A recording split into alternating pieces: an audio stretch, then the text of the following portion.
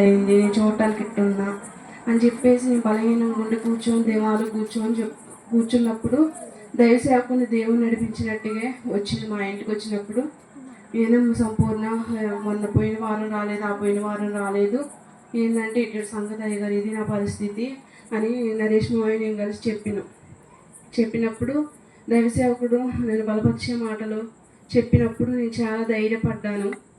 ఇక కొద్దిసేపు ఆగాక ఇదే దేవుడు దైవ సేవకుని నడిపించి నాతో మాట్లాడేవు తండ్రి, లేకపోతే నేను అనాలోచనగా ఉండి ఇంకా దిమాలు చెందేదాన్ని, నాకు ధైర్యపరిచినందుకు నీకు వందనాలని నేను అలా చెప్పుకున్నాను దేవుడికి. ఇక తర్వాత ఇంకా ఆ రోజు 2 రోజులు అయితే అన్నం తినక ఇక మనేది పడుతున్నాను నేనేంది, నేను ఎట్టుండి ఎట్టు అయిపోయినేందని.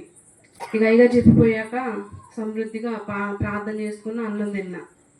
దేవుడు ఈ విషయంలో గొప్ప కార్యం చేసిండు, నాకు కొంచెం మంచిగా ఉంది దేవుడు ఇచ్చిన కృపను బట్టి. అదేవిధంగా ధనుష్కి మొన్న జ్వరం తగిలినప్పుడు రామారావు గారి దగ్గర తీసుకుపోయినప్పుడు చూసిండు, వేరే పేరు ఏం కాదురా అని చెప్పిండు. తర్వాత కుతికలైంది, నొప్పి తీస్తుంది మమ్మీ, నాకు ఇక్కడ నొప్పి తీస్తుందంటే డాక్టర్ గారికి చెప్పినప్పుడు నోరు జాప్ అంటే వాడు డాక్టర్ గారు చూసిండు, అరే కుతికలైనరా పిల్లగాళ్ళకి స్కూల్ స్టార్ట్ కాలేదు, ఆపరేషన్ చేయని అన్నాడు. ఇక్కడ నుంచి అది ఎక్కడ దాకా వచ్చి కొంచెమే గ్యాప్ ఉంది. ఆ విషయంలో నేను చాలా భయపడ్డా.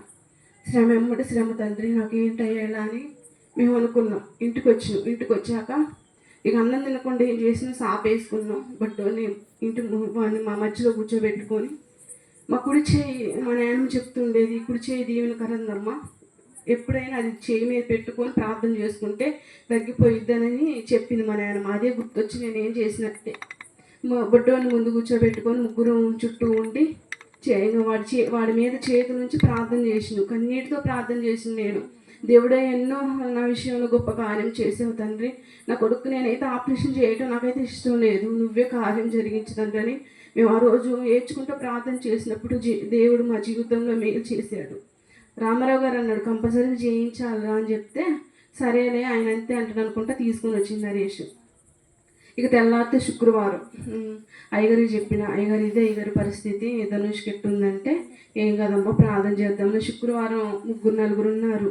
వాళ్ళు మా కుటుంబం కోసం ప్రార్థన చేశాడు, దైవ సేవకుడు చేసినప్పుడు అది దేవుని కృప అమ్మ, దేవుడు చిత్తమే, అది ఎలా ఉంటే అదే, కానీ నువ్వు ఆపరేషన్ ఆ దేవుని చిత్తం జరిగిద్దని దైవ సేవకులు ధైర్యపరిచారు. ఆ రోజు ప్రార్థన చేశారు.